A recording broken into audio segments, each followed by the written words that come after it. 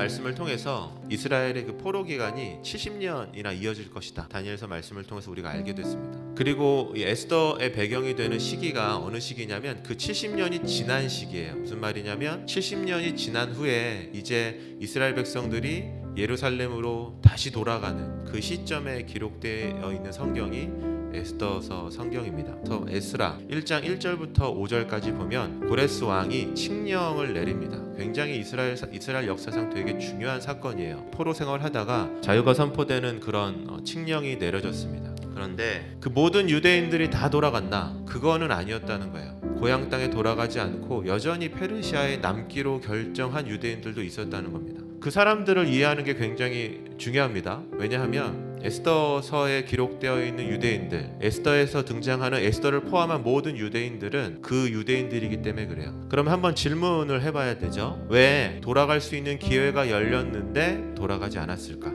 이방 땅에서 포로의 세왕을해서 태어났던 사람들, 혹은 그 페르시아나 바벨론에서 삶의 뿌리를 내리고 있던 사람들, 어쨌든 우리가 상상하고 추측할 수 있지만 굳이 내가 이스라엘 돌아가지 않아도 살 수 있다라는 생각을 가지고 칙령이 내려졌음에도 불구하고 눌러 앉아서 살기로 결정했었던 유대인들이 있었다는 겁니다. 그래서 어떤 면에서 보면 다니엘서와 에스더서는 굉장히 비교가 되는 말씀이에요. 다니엘서는 바벨론의 포로로 끌려와도 절대로 흔들리지 않고 바벨론에서도 하나님만을 붙잡고 하나님만을 신뢰하면서 끝까지 살아남았었던 다니엘의 이야기라고 한다면, 에스더서는 약간 좀 이상해요. 그죠? 돌아가야 되는데 우상의 문화와 우상의 학문과 우상을 배우는 모든 것들을 이제 내려놓고 하나님의 나라로 다시 돌아간다는 의미인데, 에스더서는 그렇게 보이지는 않는다는 거예요. 이 사람들 왜 여기 남아있지? 가라는 데도 가지 않는 거야? 라는 의문이 든다는 겁니다. 상식적으로 생각을 해보면 하나님의 그 깊은 뜻을 우리가 알 수는 없지만 70년 가까이 하나님의 말씀에 순종하지 않아서 그 모진 고통의 세월, 고난의 세월, 그 많은 어려움의 시간을 보냈고 이제 그 70년이 다 끝나서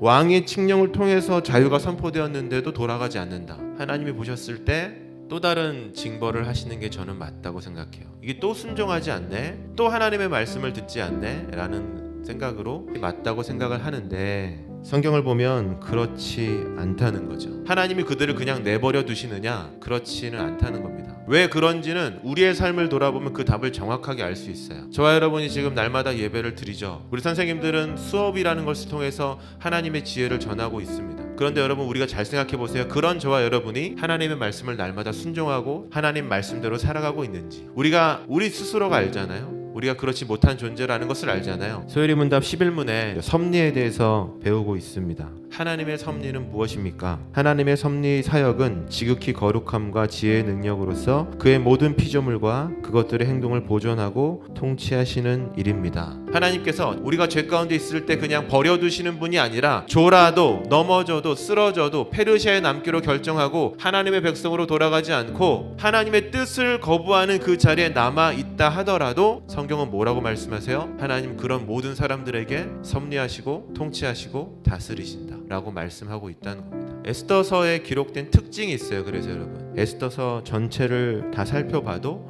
하나님이라는 단어가 한 번도 등장하지 않아요. 하나님의 이름이 등장하지 않는다고 하나님이 섭리하시지 않은가? 남아있는 유대인들 혹은 하나님의 말씀을 오늘도 들었음에도 불구하고 교활하게 노골적으로 악하게 거부하고 듣지 않는 저와 여러분들에게 내버려 두시는가? 포기하시는가? 그렇지 않다고 성경은 이 에스더 성경을 통해서 우리가 알 수 있게 된다는 겁니다. 여러분, 저와 여러분이 에스더서를 통해서 보이지 않는 하나님이 어떻게 일하시는지를 하나하나 말씀을 통해서 이번 학기 남은 학기 동안 살펴보면서 말씀을 나눌 겁니다.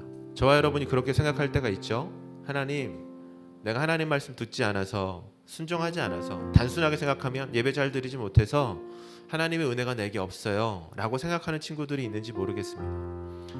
그런데 우리가 실패하든 우리가 실수하든 또 혹은 우리가 죄 가운데 있든 우리가 노골적으로 하나님의 뜻을 거부하는 자리에 있든 우리가 기억해야 되는 것은 무엇이냐면, 하나님은 그 모든 하나님의 사람들의 인생 가운데 섭리하신다는 겁니다. 에스더서처럼 나의 인생에 여러분 인생에, 저의 인생에 우리 눈으로 우리 마음으로 하나님이 보이지 않아도 우리가 기억해야 되는 것은 무엇이냐면, 하나님은 우리 삶 가운데 섭리하신다는 거예요.